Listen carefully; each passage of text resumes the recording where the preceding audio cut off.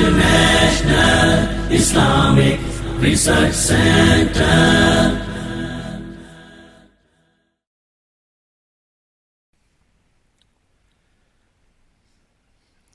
تیرا کیا بنے گا بندے تو سوچ آخرت کی، تو سوچ آخرت کی. تیرا کیا بنے گا بندے، تیرا کیا بنے گا بندے تو سوچ آخرت کی، تو سوچ آخرت کی. تیرا کیا بنے گا بندے، تیرا کیا بنے گا بندے. بسم اللہ الرحمن الرحیم. الحمدللہ رب العالمین، والصلاة والسلام علی اشرف الانبیاء والمرسلین نبینا محمد وعلی آلہ وصحبہ اجمعین. اما بعد، یقول اللہ سبحانہ وتعالی فی سورۃ آل عمران: اعوذ باللہ من الشیطان الرجیم. کل نفس ذائقۃ الموت وانما توفون اجورکم یوم القیامہ فمن زحزح عن النار وادخل الجنة فقد فاز وما الحياة الدنيا إلا متاع الغرور.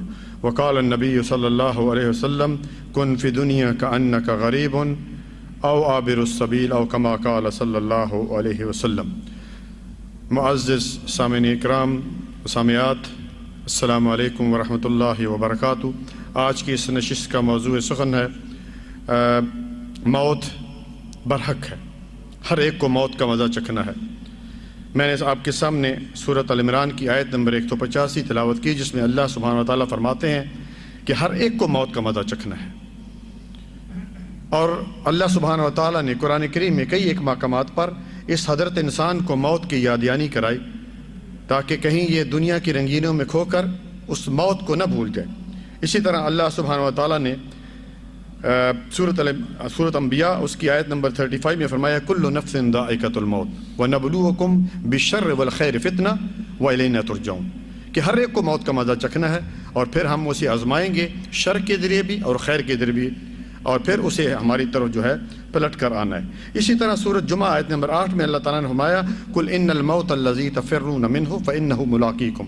جس موت سے تم بھاگ رہے ہو وہ تمہیں آ کر رہے گی، تمہارے ساتھ ایک دن ملاقات کرے گی.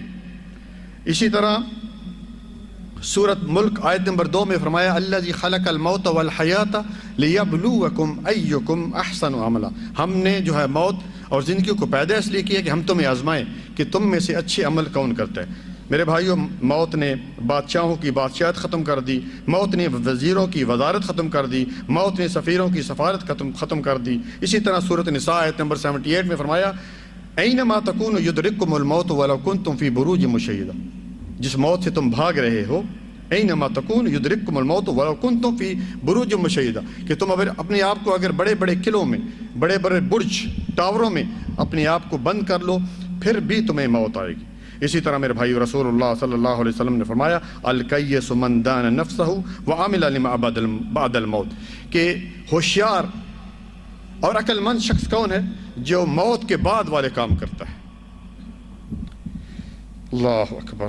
اسی طرح میرے بھائیوں، آج کتنے لوگوں کا ہم جنازہ پڑھتے ہیں، انہیں نہلاتے ہیں، انہیں اپنے ہاتھوں سے کفن دیتے ہیں، انہیں اپنے ہاتھوں سے دفن کرتے ہیں، پھر اپنے آپ کو کیوں بھول جاتے ہیں کہ کل یہ سب کچھ ہمارے ساتھ ہونا ہے. بھائیوں، اگر موت سے کوئی بچ سکتا تو اس کائنات کے امام الانبیاء حضرت محمد مصطفیٰ صلی اللہ علیہ وسلم تھے. اگر کسی کو موت نہ آتی، لیکن وہ بھی 63 سال گزارنے کے بعد اس دنیا سے چلے گئے. آدم صفی اللہ نہ رہے، موسیٰ کلیم اللہ نہ رہے، عیسیٰ روح اللہ نہ رہے، ابراہیم خلیل اللہ نہ رہے، اسماعیل ذبیح اللہ نہ رہے. وہ ہم کیا رہیں گے جب رسول اللہ نہ رہے؟ بھائیو، آنے جانے کا کھیل جاری ہے، کوئی کیا جانے کس کی باری ہے. سر پہ منڈلا رہا ہے ملک الموت، موت کا خوف دل پہ طاری ہے. آخر کار سب جدا ہوں گے، 4 دن کی یہ رشتہ داری ہے. یوں تو میٹھا ہے بہت یہ جام حیات، بس آخری گھونٹ اس کا کھاری ہے. جاؤ گے جب یہاں سے کچھ بھی نہ پاس ہوگا، 2 گز کفن کا ٹکڑا تیرا لباس ہوگا. آگاہ اپنی موت سے کوئی بشر نہیں، سامان 100 برس کا ہے پل کی خبر نہیں.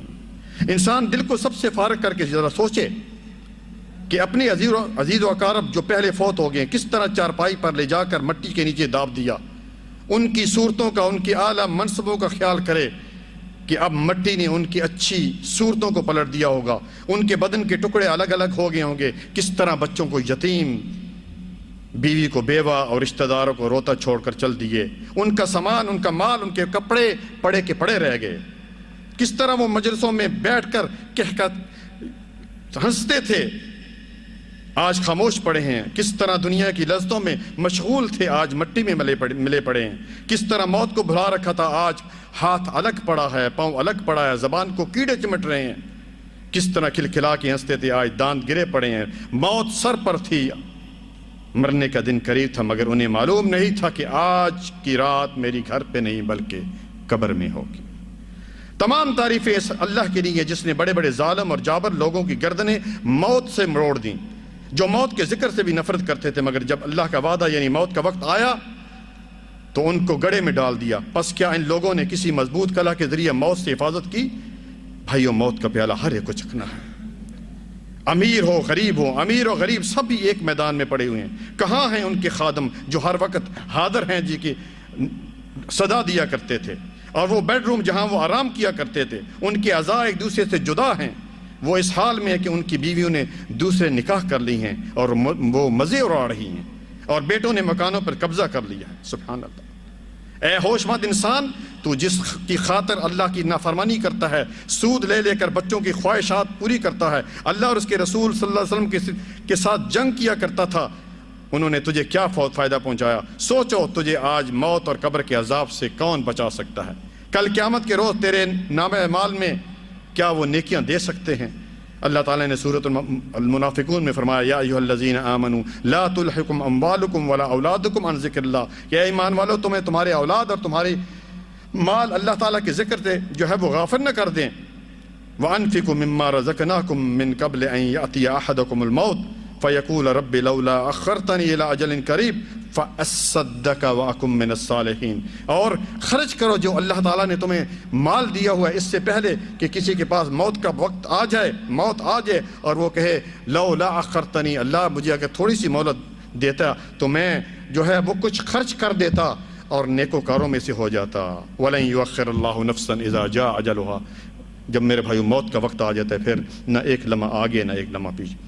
میرے بھائیو، اللہ تعالیٰ ہم سب پر رحم کرے، اپنی غفلت سے ہوشیار ہو جاؤ، اپنی نیند سے بیدار ہو جاؤ، اس سے پہلے کہ یہ شور ہو جائے کہ فلاں شخص بیماری کی حالت میں ہے، کوئی اچھا حکیم بتاؤ، کسی اچھے ڈاکٹر کو لاؤ، پھر تمہارے لیے حکیم اور ڈاکٹر بار بار بلا جائیں، مگر زندگی کی کوئی بھی امید نہ دلائے۔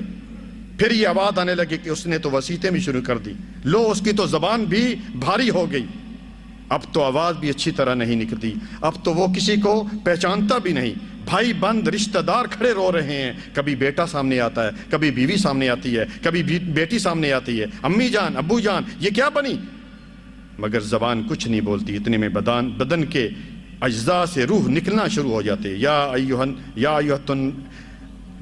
کہ اے اطمینان والی روح، اے نیک روح، ارجعی الی ربک راضیۃ مرضیہ، تو اپنے رب کی طرف لوٹ چل اس حالت میں کہ تو اس سے راضی ہو، تجھ سے راضی، فادخلی فی عبادی، اور میرے نیک بندوں میں شامل ہو جا، وادخلی فی جنتی، اور تو میرے جو نیک اور صالح بندے ہیں ان کے ساتھ مل جا۔ بھائیو، موت کا مزہ ہر ایک کو چکنا ہے۔ اسی طرح بھائیو، سورۃ حامیم سجدہ اس کی آیت نمبر 30 اور 31 میں فرمایا، ان الذین قالوا ربنا اللہ ثم استقاموا تتنزل علیہم الملائکۃ الا تخافوا ولا تحزنوا وابشروا بالجنۃ التی کنتم توعدون، کہ وہ لوگ جنہوں نے کہا ہمارا رب اللہ ہے پھر اس پر ڈٹ گئے۔ یہ بات ہے ڈٹ جانا بھائیو، کیسی بھی مشکل آئے، کیسی بھی بیماری آئے، کیسی بھی پریشانی آئے، پھر یہ نہیں تھوڑی سی پریشانی آئی تعویذ پہن لیا، اولاد نہیں ہو رہی ہے مزاروں پر چلے گئے، نہیں، ڈٹ جانا یہی ہے، اس کو استقامت کہتے ہیں۔ اللہ تعالیٰ نے کسی کو شریک نہیں ٹھہرا، شرک ارتکاب نہیں کیا، یعنی سخت حالات میں بھی توحید اور سنت پر ڈٹے رہے، تو موت کے وقت اسے خوشخبری دیتے ہیں فرشتے۔ کیا کہتے ہیں؟ تم غم مت کرو، اور بعض کے نزدیک فرشتے اس وقت یہ خوشخبری 3 جگہوں پر دیتے ہیں، موت کے وقت نمبر 1، نمبر 2 قبر سے دوبارہ اٹھنے کے وقت، اور اسی طرح میرے بھائیوں آگے کیا فرمایا؟ نحن اولیاءکم فی الحیات الدنیا وفی الآخرہ ولکم فیہا ما تشتہی انفسکم ولکم فیہا ما تدعون. دنیا کی زندگی میں بھی ہم تمہارے ساتھی تھے اور آخرت کی زندگی میں ہم تمہارے ساتھی ہوں گے. جس چیز کا تمہیں جی چاہے اور جو کچھ تم مانگو سب تمہیں ملے گا. میت کے ساتھ تین چیزیں جاتی ہیں بھائیو. یتبع المیت ثلاثۃ اہلہ ومالہ وعملہ فیرجع اثنان ویبقى واحد عملہ. بخاری کی روایت. ایک اس کا نیک عمل، ایک اس کا اہل و عیال اور ایک اس کا مال. دو چیزیں واپس آ جاتی ہیں. ایک چیز جو ہے وہ اس کے ساتھ رہ جاتی ہے اور وہ ہے اس کا عمل. بھائیو نبی صلی اللہ علیہ وسلم نے ہمیں خبر دی کہ میت جب قبر میں رکھ دی جاتی ہے تو وہ تدفین کے بعد واپس پلٹنے والے لوگوں کے جوتوں کی آواز سنتی ہے. اگر میت نیک ہے تو نماز اس کے سرانے آ جاتی ہے، روزہ دائیں طرف آ جاتا ہے، زکوٰۃ اس کے بائیں طرف آ جاتی ہے، اور دوسرے نیک اعمال صدقہ و خیرات، تلاوت قرآن پاک، عمرہ، حج، توحید، یہ تمام چیزیں اس کو گھیر لیتی ہیں، اس کو عذاب نہیں آنے دیتی. عثمان بن عفان رضی اللہ تعالیٰ عنہ قبر پر کھڑے ہیں، اتنا روتے تھے. پوچھا گیا عثمان جنت کا ذکر ہوتا ہے نہیں روتے؟ جہنم کا ذکر ہوتا ہے نہیں روتے؟ قبر کا ذکر ہوتا ہے؟ فرمایا سمعت رسول اللہ صلی اللہ علیہ وسلم القبر اول منزل من منازل الآخرہ، کہ قبر آخرت کے منزلوں میں سے سب سے پہلی منزل ہے. جو یہاں کامیاب ہو گیا اس کی آگے منزلیں آسان ہو جائیں. اور رسول اللہ صلی اللہ علیہ وسلم نے فرمایا کہ کن فی دنیا کأنک غریب او عابر السبیل. دنیا میں اس طرح ہو جس طرح ایک مسافر یا راہ چلنے والا. اسی طرح رسول اللہ صلی اللہ علیہ وسلم بھائیو قبر کا جب بارے میں پوچھا گیا آپ صلی اللہ علیہ وسلم نے فرمایا کہ ما رأیت